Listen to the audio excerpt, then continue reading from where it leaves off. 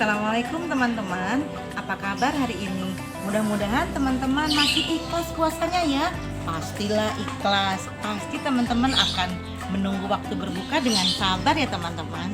Nah, pada sore hari ini sambil menunggu waktu berbuka, Winky akan bercerita tentang seorang ilmuwan yang besar dan juga sebagai seorang penulis hadis yang tersohor yang bernama Ibnu Hajar. Nah, teman-teman tahu tidak siapa Ibnu Hajar itu? Nah, Winky akan bercerita tentang Ibnu Hajar. Ibnu Hajar itu pada zaman dulu itu adalah seorang anak yang bebal. Dia anak yang tidak bisa menerima ajaran apapun, tidak bisa menerima ilmu. Nama aslinya adalah Ali bin Muhammad. Nah, Ali bin Muhammad ini di sebuah pesantren dia belajar dan selalu menjadi olok-olok teman-temannya. Dia tidak bisa menulis, dia tidak bisa membaca, apalagi berhitung. Semua yang diberitahu oleh ustadznya masuk telinga kanan, keluar telinga kiri, sehingga tidak ada ilmu yang diserap. Nah, pada suatu hari Ibnu Hajar ini yang bernama Ali itu diolok-olok oleh temannya, dan olok-oloknya itu sangat menyakitkan hatinya. Sampai akhirnya Ali bin Muhammad ini memutuskan untuk pergi dari pesantren tersebut. Dia pergi dengan perasaan yang sangat sedih, karena merasa tidak berguna, karena merasa menjadi orang yang tidak berilmu. Nah, pada saat itu dia pergi berjalan jauh dan mencari sebuah gua. Dia masuk ke dalam gua, lalu memperhatikan sekeliling gua tersebut. Pada saat dia berada di dalam gua, tiba-tiba hujan turun dengan lebatnya.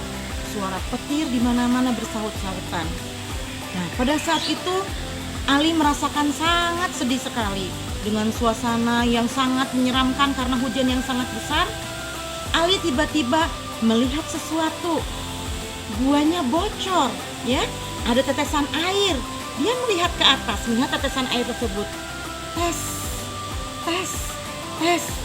Tetesan air itu jatuh di sebuah batu yang sangat besar.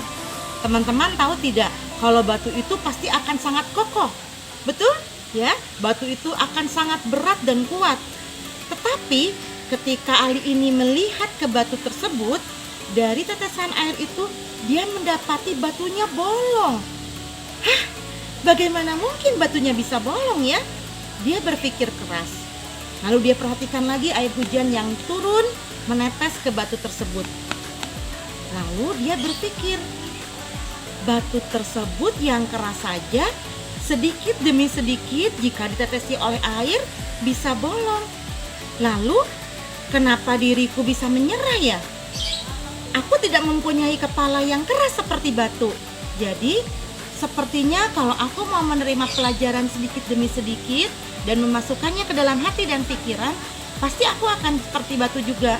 Aku akan seperti batu itu yang bisa sedikit demi sedikit masuk ilmunya.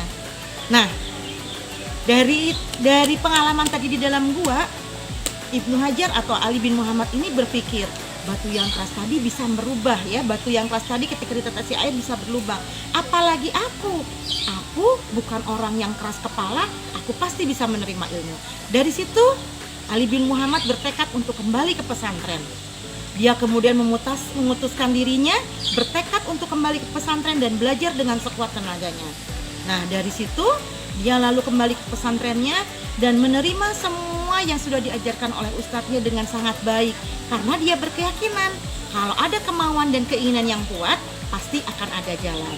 Nah teman-teman, Ali bin Muhammad ini akhirnya diberi nama Ibnu Hajar karena dia memiliki kepala yang keras, artinya dia mempunyai keinginan yang sangat keras untuk menggapai cita-citanya. Dan akhirnya dia menjadi seorang ulama yang kuat, ulama yang besar, dan dia menjadi seorang penulis hadis yang sangat terkenal. Nah teman-teman, dari cerita tadi Bu Winky pengen teman-teman semuanya tidak menyerah dengan keadaan. Misalnya dikasih tugas matematika, karena tidak bisa, aku gak mau mengerjakan, biar nanti mama aja yang ngerjain. Tidak seperti itu ya teman-teman ya. Sedikit demi sedikit, lama-lama pasti bisa. Itu yang harus kita yakini ya teman-teman ya. Jadi jangan pernah bilang menyerah. Ingat, batu yang keras saja bisa bolong kalau ditetesi terus-menerus. Nah, kalian pun seperti itu ya. Kita harus tetap merasa bisa, merasa pandai, karena ilmu yang masuk akan kita serap dengan baik. Demikian teman-teman, Bu Inki menemani kalian sore ini. Semoga apa yang Bu Inki sampaikan berguna untuk teman-teman semuanya. Jangan lupa puasanya harus ikhlas ya teman-teman. Kalau ada salah itu datangnya dari Bu Inki mohon maaf. Wabillahi taufiq wal hidayah. Wassalamualaikum warahmatullahi wabarakatuh.